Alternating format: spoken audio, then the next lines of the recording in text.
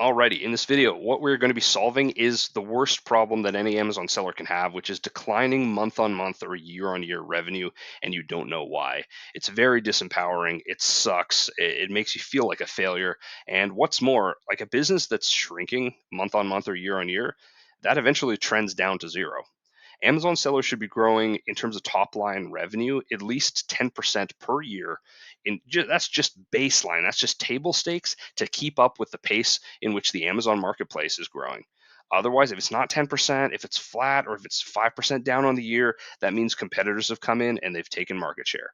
The the ice cap is melting. It's not going to be good. The whole thing trends down to zero. So let's catch it way before it ever gets there. That's the intention of this presentation. And so how do you solve this problem, right? Because it sucks and it's terrible. But okay, what do we do about it? Well, a mentor recently reiterated this point to me.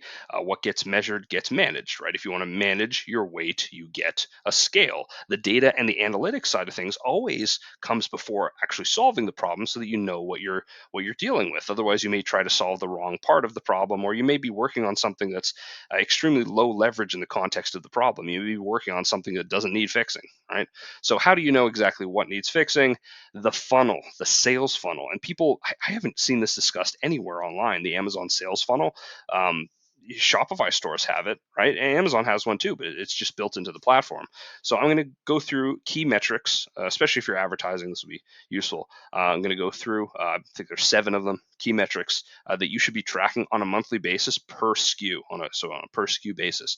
The first one is impressions. And by the way, if your sales are declining and you want to listen to a song to cheer you up, I think it's called The Impression That I Get.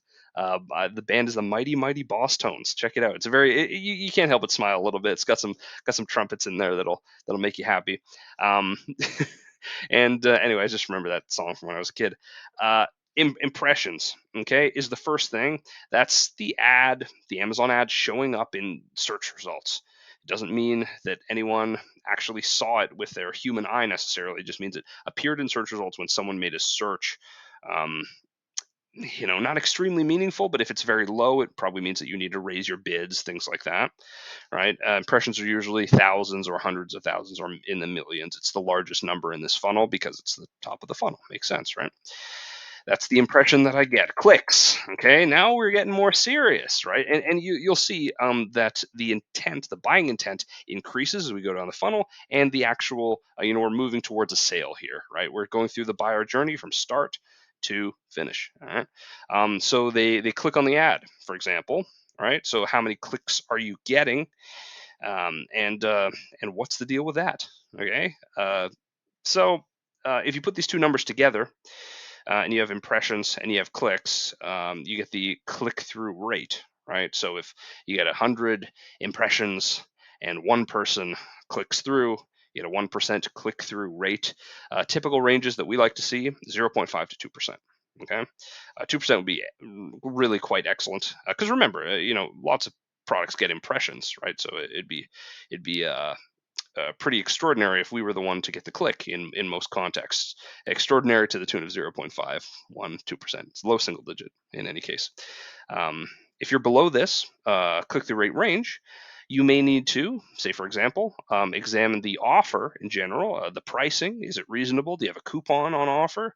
Is the main photo properly representing what it is the product does and offers? Are you priced way, way above competitors? And so in a search results context, you just don't seem like a compelling option. There's a few things that could be wrong here, but check that number. Sessions. A session is when a person actually goes and spends time with your listing. So now we're moving down the funnel here, right? They're interested in something they saw, right? They've already clicked it. They've already clicked the ad or the organic search result, and they're here on the listing. This is a little bit more serious. Units sold. Okay, so this is a metric that Amazon obviously looks at quite a bit. What are we selling? How many units are we selling? And if you put these two together, similarly to, we put clicks and impressions to make click-through rate. Amazon has this metric, and it's if you want to find it, just go into Seller Central, go to reports, business reports,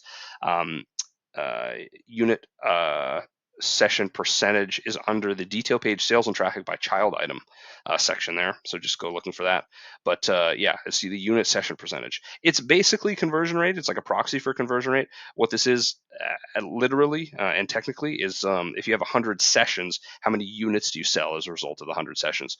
So if someone bought 2 units in a single order, for example, you'd still get 2 out of 100 or a 2% unit session percentage, even though you only got 1 order from it. So it's not technically like orders or things like that. It's units sold.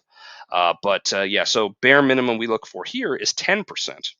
And if you do not have a 10% unit session percentage, it's either because what you're selling is extremely expensive, like when products get over $100, $200, they tend to have like single digit unit session percentages, and that's pretty normal, and the price point makes up for it.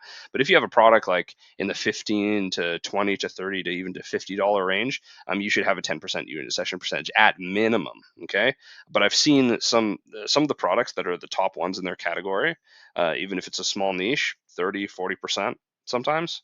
But that would be, the world class would be like 40% from what I've seen over the years, right? We spend 15 million bucks on Amazon across hundreds of accounts. I've seen hundreds of accounts and thousands of unit session percentage numbers at this point. 40 would be just brilliant, out of this world. Most sellers can function extremely well on 15 to 20%. Okay, so if you're not in that range, that's the part of the funnel where people are falling off, and it has a lot to do with conversion rate optimization and listing optimization, which I wrote a whole book on, and you can find it in the comments of this video. But um, that is unit session percentage, and then the revenue, obviously the resulting revenue. But you see how many like little small incremental steps there were in the funnel even before we got to revenue, right? Sellers are looking at this and obsessing over this. I mean, this isn't even profit, so that's a different conversation. But like the revenue is not going to tell us how to fix the problem. It's an output. These are inputs that we can work on. Right. This is what the number says on the scale. This is the diet, the exercise, the sleep, the nutrition, the supplementation, all that stuff. And so, although this is nice to look at, it's a byproduct of what we're doing on each of these steps. So I think it's just important sometimes to focus on these inputs and to think of it as a funnel. The actionable takeaway for this would be if you were to track each of these metrics for each of your child SKUs, even just say once a month, you'd have such a better insight into why revenue is down on certain SKUs if it is, right. So it's this concept of the funnel. It's the concept of putting it to each of your SKUs every month, and then just making those adjustments. And if you do these things, your revenue will not be in decline anymore. Uh, I wrote a free book to help with this whole issue. I'll drop it for free in the comments. It took me months to write. It is my gift to you. Thank you so much for watching as well. I'll see you in the next one.